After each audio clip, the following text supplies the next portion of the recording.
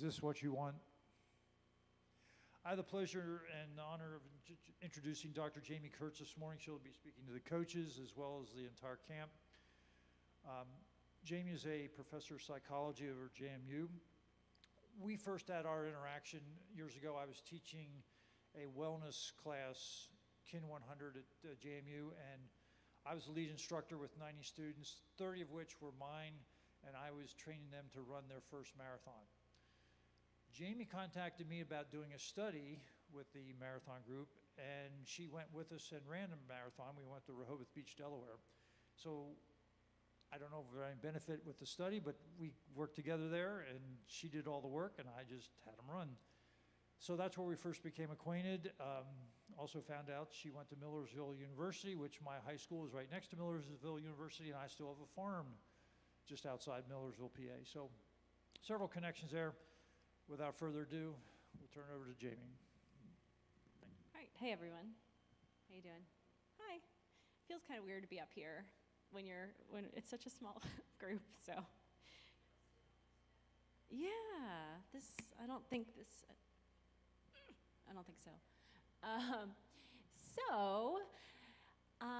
I wanted to talk today about some topics that unite psychology, stress management, and hopefully also performance, and drawing a lot from the literature on like anxiety and depression, and how we can use this line of research to help just anybody restructure their thoughts to be more positive, more optimistic, more hopeful, whether they have depression, anxiety, or not. These are tools anybody can use. So yeah, I wanted to talk about how we can boost both performance and also enjoyment of running by helping ourselves and the people we work with identify and overcome these kind of habits of thinking that can really keep us trapped. And I'm training for the Marine Corps Marathon in DC, and I woke up with like a groin strain, and I'm dealing with mental traps myself this morning. I'm like, no, it's all over. It's like, wait a minute. No, you're probably fine. But yeah, anyway, this is something we all contend with. So yeah, who am I besides a professor at JMU? I study happiness and well-being and mental health related topics over there. I think I'm at a bad angle for my clicker. I'm also a runner. I didn't come to running, unlike the campers. I didn't come to running until later, maybe graduate school, when I just needed an escape from work. And then in adulthood, once I wasn't on teams anymore and still wanted to maintain fitness, like what can I do? And going for a run was pretty much the easiest thing that was on offer. So really came into running and up to the distance and challenge gradually, like in my 30s more. So, maybe slightly different perspective. And yes, I study happiness and well-being and love to talk about these topics. So applying it to running is one of my favorite things. So a theme or a goal of today, the basic premise, of course, is it's not just physical performance, but also the way that we think, the way athletes think can enhance their performance, but it can also drag them down, keep them stuck, make them anxious, make them detached, or even quit. And so all of that adds up to impairing their performance. So just to get a little bit more specific, I was hoping we could identify some of the more common mental traps, put words to those things, go through some examples about how they play into sport and running and just life in adolescence, and then talk about ways that we can combat them. There we go. Okay, so some common mental traps applied to running. Many of these do have anxiety at the heart of them. And many of them are also they're just kind of habits of thinking. We all use these from time to time. I would encourage you to maybe see how these might play into your life as well, just to kind of bring them to life a bit. So the first one is catastrophizing, which is essentially like it's the end of the world type of thinking. So often that requires or involves taking something specific that happened and really blowing it up, blowing it out of proportion. And it can be really crippling and really take a lot of the joy out of whatever it is you're doing. So applied to running, some examples might be, if I don't make varsity, it's the end of the world, right? And yeah, of course it would be disappointing, but we can forget in those moments that like life goes on, there's all these other things that are happening, and it might be even a good thing in the end, who knows? Or this injury will ruin everything, it's gonna undermine everything. So again, taking something small, valid, I mean, it makes sense to be upset about those things, but really blowing it out of proportion in a way that is not helpful. Self-doubt, that's kind of a habit of thinking where you tell yourself, I can't do it, I can't get through this workout, it's too hard, it's too much, and instead of acknowledging like, it might be challenging, but I can do it. So that can be a habit of thinking, and then it can become what we call a self-fulfilling prophecy too, right? Where you're like, I can't do it, so you don't put forth the effort required. You kind of handicap yourself a little bit from the start, and then lo and behold, you don't do as well as you might have thought you would or could. So then it just reinforces your belief. Mental filter, which is kind of a funny term, or discounting the positive, right? So negating or ignoring all of the good things that you've done, all of your successes, and focusing excessively on the downsides. So like, I always screw things up. Well, maybe you screw some things up because nobody's perfect, but really, like there are probably some successes that are there as well. This is annoying. All or nothing thinking. So it has to be perfect, I have to win, I have to be in first place, or it was a failure, right? Very black or white kind of thinking. And then my last one, social comparison. So I will never be as good as my teammate, my older brother, the pros, and it's very natural to compare ourselves to others, of course. And when you have race times and places, it's like very much in your face. You can easily see how you stack up relative to others. So social comparison can be a really problematic one here if we don't know how to manage it and deal with it. Okay, so those are the 5 common mental traps. Is certainly not an exhaustive list, but 5 of the most common habits of thinking that can really drag us down. And one thing that unites all of these, and something I want to underscore, is that these aren't necessarily accurate, they're not necessarily the reality of the situation, they're just stories that we tell ourselves, right? We all have the story of our life, of our abilities, of what's possible for us in the future, and these become very real to us, and these thoughts can keep us motivated, inspired. They can also keep us stuck and feeling like we can't achieve our goals. So these negative thought habits, patterns, they do kind of serve a self-protective function, right? You might be, if you are kind of stuck in a negative pattern, it might be a little self-protective, right? It's like, well, I can't fail if I don't really put myself out there, or I might be focusing so much on the things that went wrong just to try to problem solve, try to understand, and try to do better, but we can go too far with it. There's reasons why we all fall prey to these negative thought patterns, but they also have a lot of downsides. So they can be related to just a broader habit or trait of being a pessimistic thinker, which has all kinds of negative outcomes. A sense of hopelessness. There's nothing I can do about it. I'll never be as good as I want to be. I'll never be able to beat my teammate. I'll never make varsity. And with that hopelessness comes just lack of motivation or even quitting, which of course nobody wants. And then when these are like broader habits of thinking that touch on many aspects of life, they can also be related to depression and anxiety, which we also really would love to avoid for ourselves and the people that we work with. So what can we do?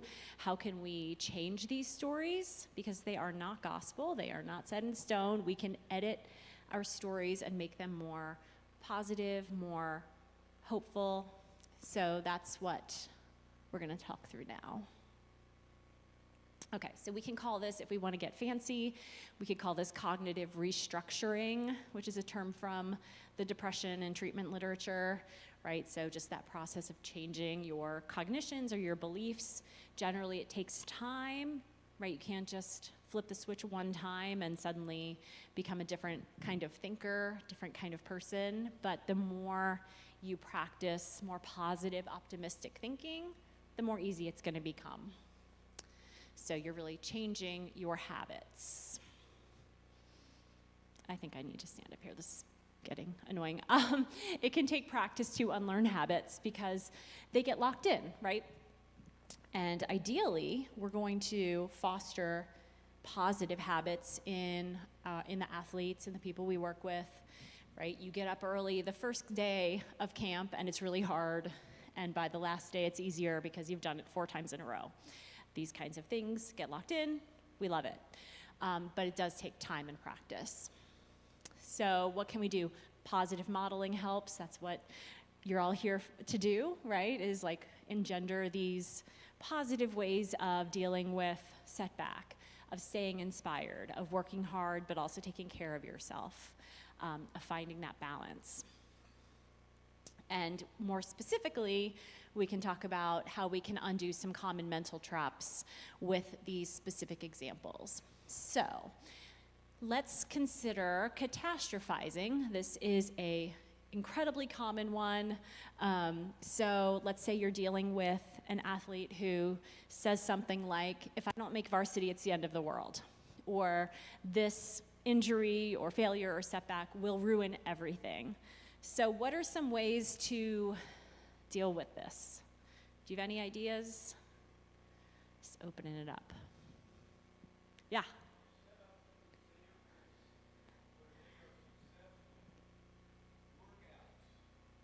Mm-hmm.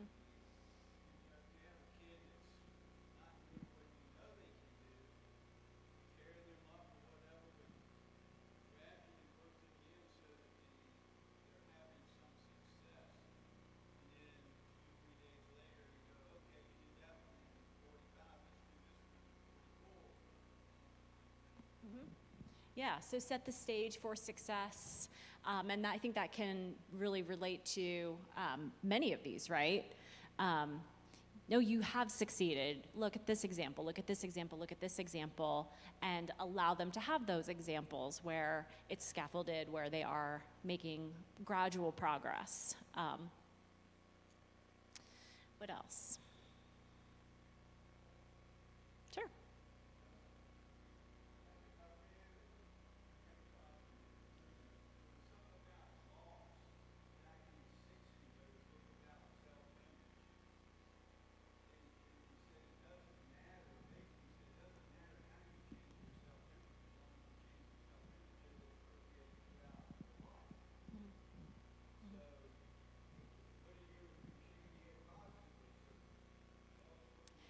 Yeah, so enhancing their positive self-image over, and I was shaking my head especially because you were alluding to time, right? And I think, yeah, like one reason the catastrophizing I think is hard for, say, high school students is that they don't have that broader perspective, right? Like I can tell that something that hurt me or upset me or really got me down 10, 20 years ago was just a blip, right? Because I have the time, the distance, the perspective, but they don't have that. So can you all, as slightly older than high school, lend some of that perspective to them?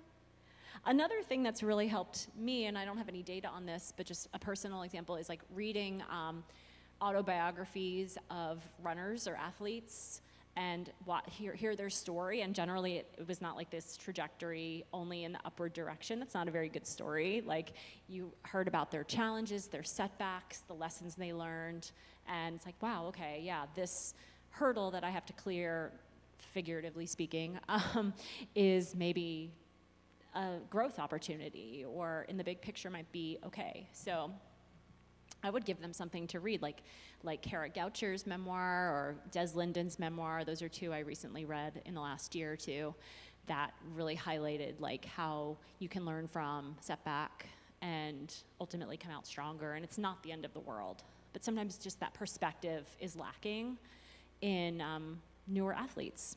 So they just haven't learned it yet.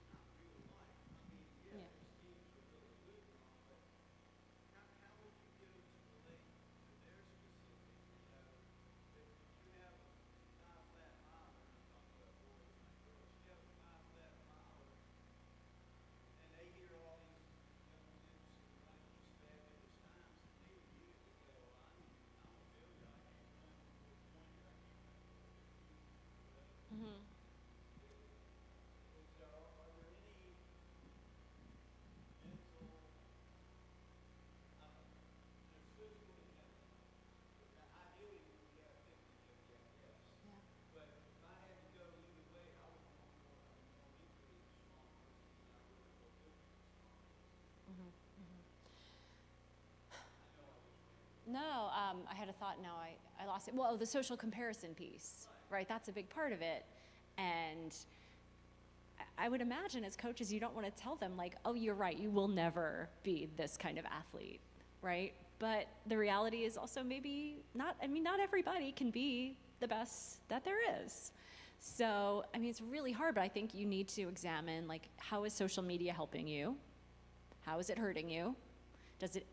Are there certain people that inspire you and certain people that make you feel what you're describing? That sort of hopelessness and like, ugh, not why bother mentality. But I think that's an individual journey. Like everyone needs to kind of examine that for themselves. And then things like Strava, like putting your runs on Strava and seeing that, oh, these other people did it faster than I did, or people are running longer, or people are doing different kind of workouts that I'm not up to yet. Like, does that stuff help you or does it make you feel bad? These are maybe more modern questions that we all have to grapple with.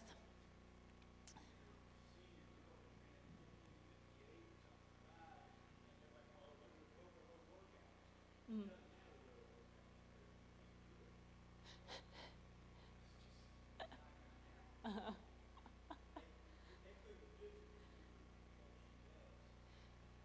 Yeah, I mean, I imagine it's very hard, and so maybe if they each, I mean, this is easier said than done, I know, but like, what are your own goals? Like, what is your max performance for you?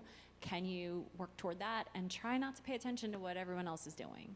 Now, that is an ideal situation. That's really hard, but I think that's the advice. And then scale back your social media use and things like that to try to keep those personal goals in check.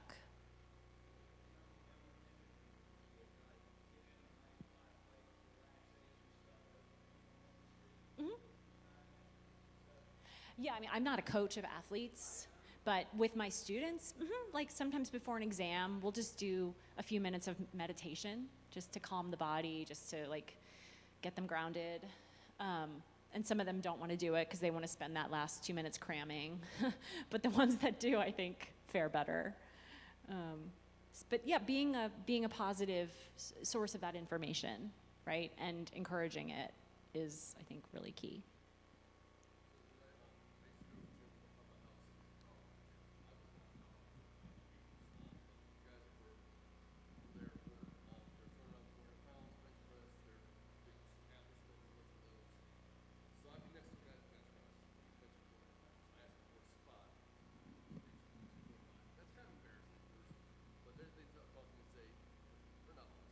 Yeah.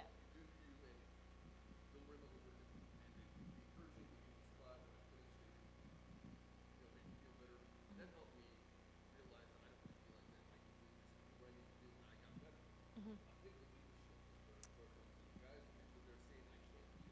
Yeah. Leadership. Mm-hmm. Yeah. And y'all talk about like growth mindset versus fixed mindset to some degree. So this is a big concept in like educational psychology with kids, but also I think has a ton of application in sport too. Fixed mindset is like you have this certain amount of ability. You're born with it. It's like a fixed quantity, right? And that's pretty much the end of the story. So if you go to the gym and you can't lift what everyone else is lifting, if you have a fixed mindset, you're like, I'm terrible, I'm the worst. A growth mindset is more like, yeah, maybe people are a little different, but effort is really key. So maybe at first you can't lift, I don't lift, but whatever, a heavy thing, but the more you keep at it, the better you're gonna get, right? So effort is actually a good thing because it's a sign that you are moving to a better place. So anything, and what a lot of this research has shown is that these mindsets are taught, right? So when people are working hard, praising their effort is a subtle but like really powerful thing to do. Like, wow, you're working so hard, you're putting so much out there, as opposed to like, you're so naturally fast, because that encourages like, well, I either have it or I don't. So like in education, you know, instead of, oh, you're so smart, it's better to tell kids like, oh, wow, you're working so hard. And same in the sports arena too. So I think as much as those messages can be modeled, I think that's really only going to be for the good. And then I think it really touches on the self-doubt mental trap too. Like, I can't get through this workout. Well, maybe if it's really hard, that's good. Like, if you're really pushing yourself and maybe you fall a little bit short, but just the act of putting yourself out there and putting forth that effort, that's the thing. And maybe let's not focus so much on the outcome.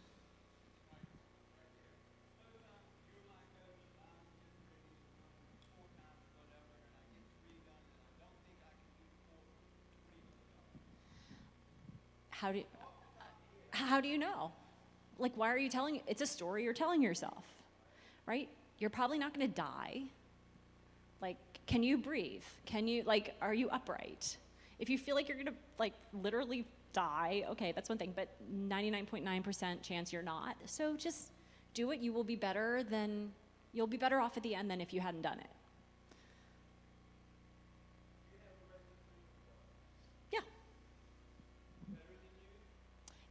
Some of them, I have multiple people.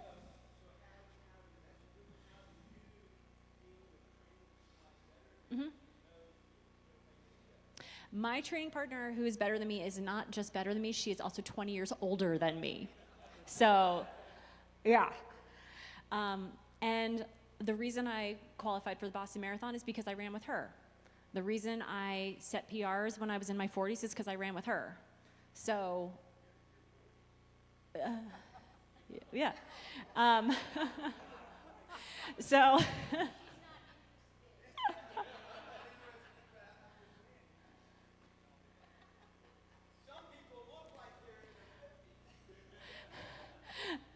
so anyway, I was just like, thank you for, and I would be like, do you mind? You know, she's like, well, we're just gonna putter, you know, and she'd let me putter with her, and her puttering is my like zone 3.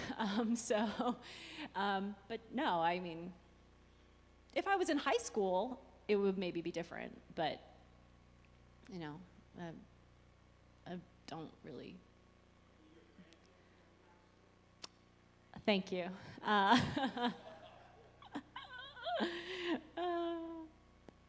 Question. Let's see. So, where are we? Let's look at these other ones. So,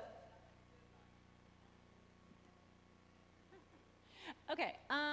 Here's 2 other ones. All or nothing thinking. So I've heard this one a lot, right? If you don't win, second place is first loser, right? There's that saying. So how do you help undo this one? Because this one seems pretty pernicious. Yeah. Yeah. Mm-hmm.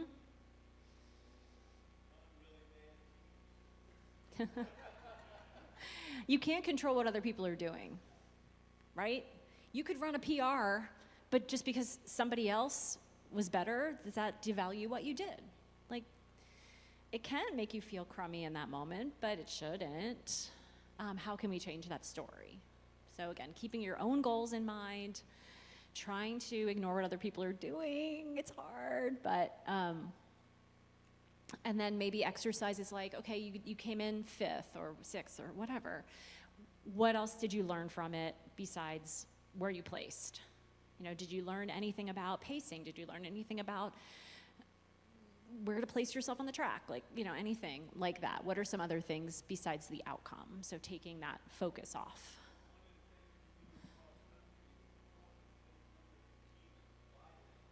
Mm.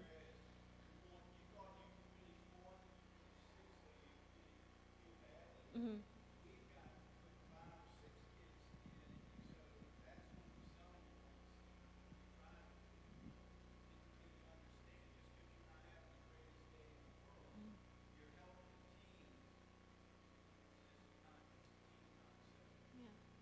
That's important too, because it's kind of a fine line. You can't just say, "Oh, you got a PR, great job, good for you." No, maybe it's okay to be disappointed that Yeah. somebody beat you and you still got a PR, because Mm-hmm. otherwise you don't help you, and then you're going to leave them negative and pressure.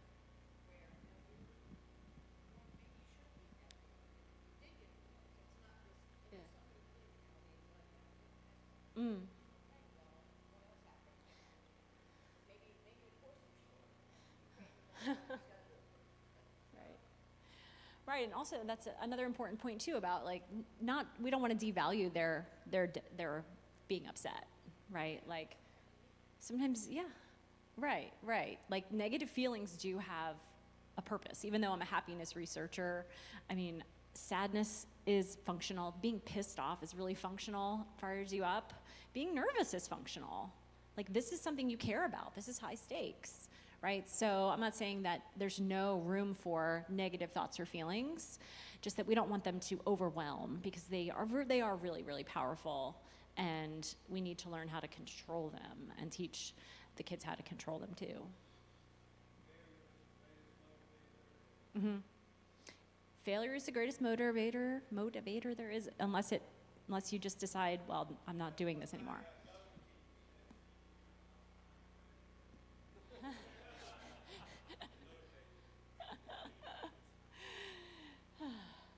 Any tips for the social comparison trap besides breaking all the phones?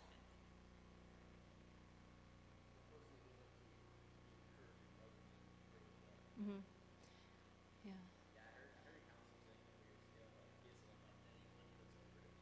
Mm. Mm.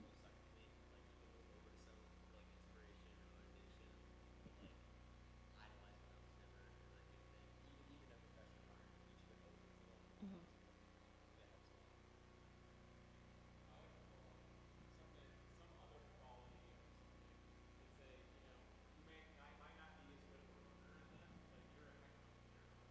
Yeah.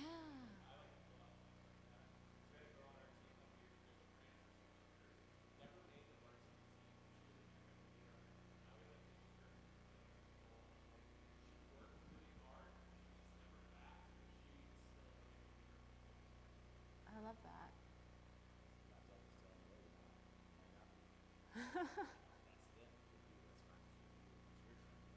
Mm-hmm.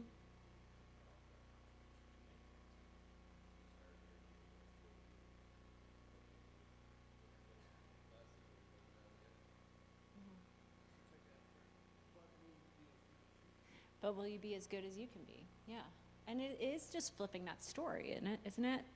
There's just so many different ways to interpret anything, and you could interpret it as like, how do I stack up compared to these other people who might have assets and privileges and things you just can't even know about? Or how can you be the best you can be? And still set goals and still push yourself and, stay motivated. But do you see any other common mental traps that the runners are falling into? Eeyore syndrome. Just, woe is me. in general, or just in certain instances, like when you have an injury, or just in general? They are yours.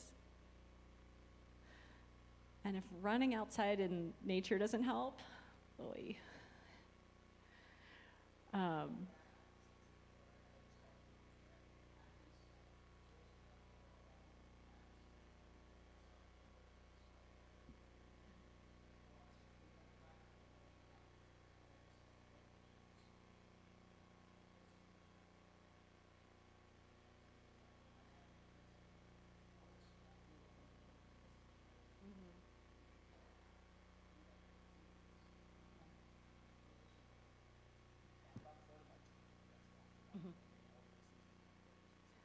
Right, and how do you make those decisions? And then I would imagine if they go into run at the collegiate level, that just gets harder. Mm-hmm.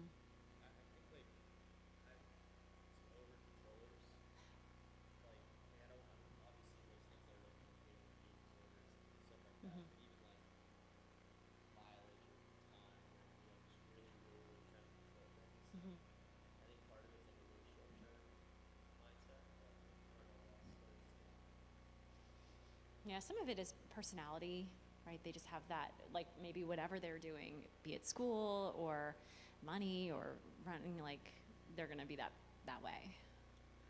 I mean, I don't know, like, oh, I only ran, my watch says 3.9 miles, I need to round it out, that kind of thing. Yeah. Guilty. Yeah.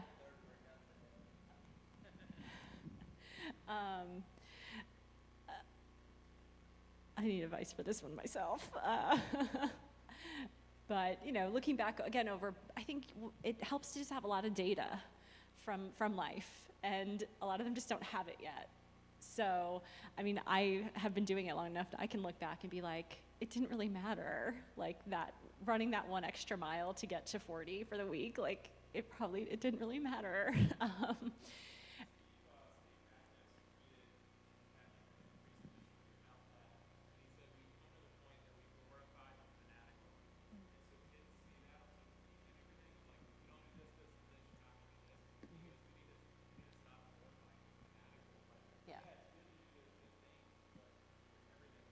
Mm-hmm. Yeah. Yeah, everything in moderation.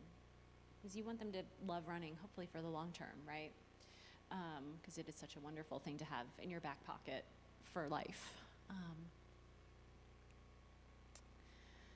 Let's see. General tips. What else do I have to share? Question the story you tell yourself. And these are just sort of general tips. Like, what story do you tell yourself about you as a runner? I mean, these might be like things they can journal about on their own. What's your running self? What like assumptions are in there? Like, I'm not good at sprinting, or, you know, I'm not very flexible. Like, why do you think that? Where do those stories come from? Are they accurate? And could you identify, you know, the things that keep you stuck in your story and practice changing them? This is classic cognitive restructuring sorts of things. Certainly examine the relationship with social media. Who do you follow that really does inspire you? Maybe you follow some people who show like their balanced life. Like I really like to follow Des Linden, the marathoner. She's always, you know, traveling, and she does trail races and occasionally drinks bourbon and like shows her dogs a lot. I'm like, okay, that's somebody who works really hard, but also has like a full life. And it makes me feel like, yeah, that's how you do it. And then I also follow people who, you know, maybe I've had to unfollow because they don't make me feel so good. So we all have to go on that journey. Focus on your own goals, not so much what others are doing, because you can't control that. There's gonna be somebody faster always out there. Should that diminish what you do? Probably not.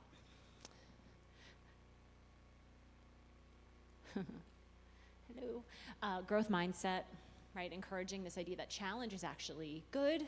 Having to work hard, maybe harder than other people, is really character building. And then later on, when you face something challenging in the future, you're like, oh, I know what it's like to push. And that's really good, right? Sometimes I feel like students, athletes, they've had such an easy go throughout their earlier years that when they get to that harder upper level, they don't know what it's like to work hard. So practicing hard work is actually a real skill. Challenge is good. And I think this is something that you can do, that we can do as older people, to like zoom out a little bit and take that spotlight off of those single instances that can really drag people down, the catastrophizing. Oh my gosh, I didn't make varsity, it's the end of the world. It's like, okay, it sucks, it's disappointing, valid, yes, but zooming out, big picture, it might end up actually for the best, or it's not going to be as bad as you think it is. And I love that idea of like bringing out the other skills that they have. Leadership, team building, humor, perspective, support of others, encouraging those other skills, I think would feel really good for a lot of them to hear. And, if you're willing to share your story, share your perspective on how you got to be where you are and some of the athletic and whatever other challenges you've had that have helped you grow, that would also probably be good. So, changing the story is not set in stone, zooming out, sharing perspective that they don't have, I think those are all big picture tips, and certainly questioning the social media, the phone, the social comparison tools that we have in our pockets is also important. So we have a few minutes for questions, other comments. There's my email or Instagram if you want to get in touch later for whatever reason, but we have about 4 minutes.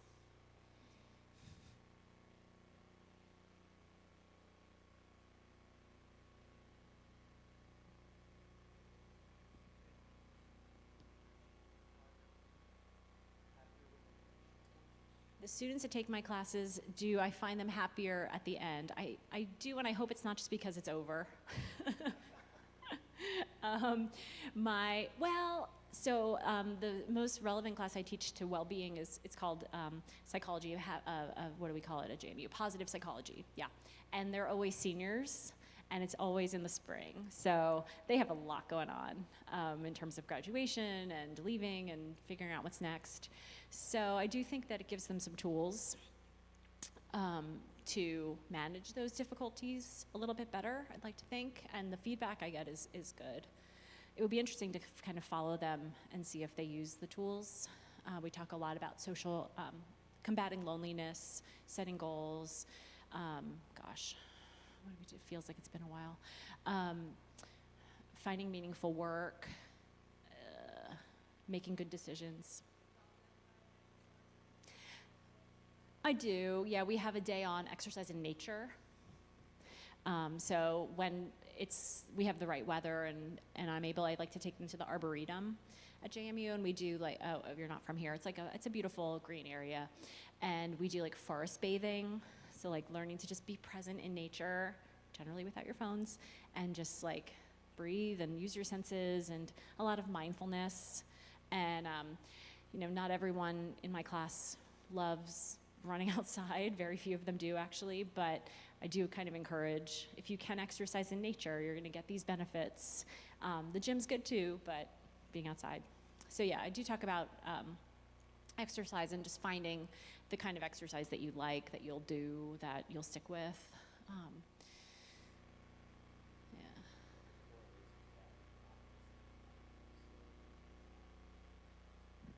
Oh, as anxiety goes up, happiness goes down for sure. Yeah, that's the biggest change I've seen in the college population in the last 10, 15 years is the anxiety. How are you doing? I'm so stressed. They're always so stressed. And not to say it's not real, but it's always it's I'm a college student, so of course I'm really stressed. Once you graduate, the stress will end. And I'm oh, I don't know where this belief comes from, but yeah, the anxiety, and I'll be why are you anxious? What's going on? And it's just and I think they feed into each other's anxiety too. If you're not anxious, something's wrong. You're screwing something up. And it's really a problem. Social anxiety, financial anxiety, which is very real for some of them. Just academic anxiety, just like, what am I gonna do with my life anxiety. Performance anxiety, if they are in a performance, like if they ever have to give a talk, oh God. Yeah, that anxiety is like off the charts.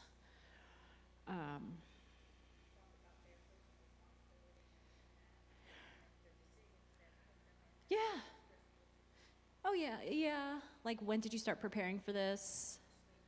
Yeah, how much sleep did you have? Well, I don't have time to sleep.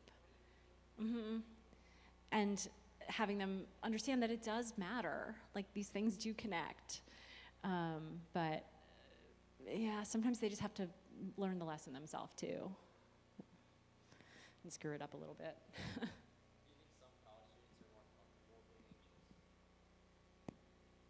Yeah, I think some of them are at that low hum and they don't call it anxiety, they call it, I'm ready, I'm fueled, I'm pumped, you know.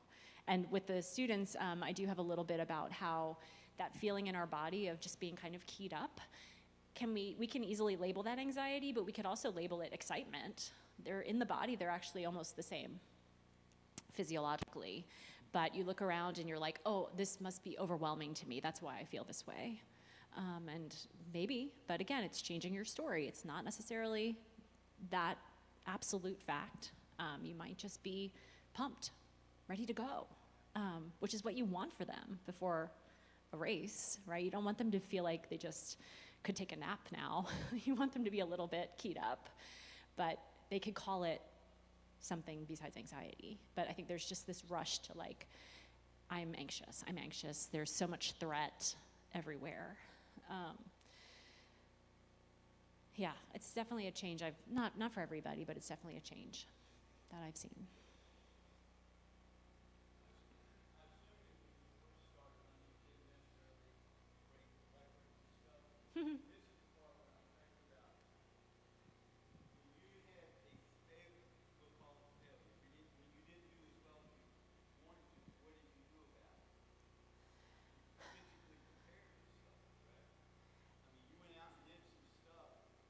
Training.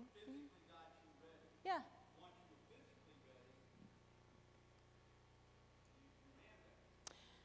Yeah, but there's also stuff you can't control. Like if you do a marathon and it's 80 degrees out, you know, like there's only so much you can control and you have to make that attribution. But yeah. Yeah, but your time is going to be, you know, not what it is.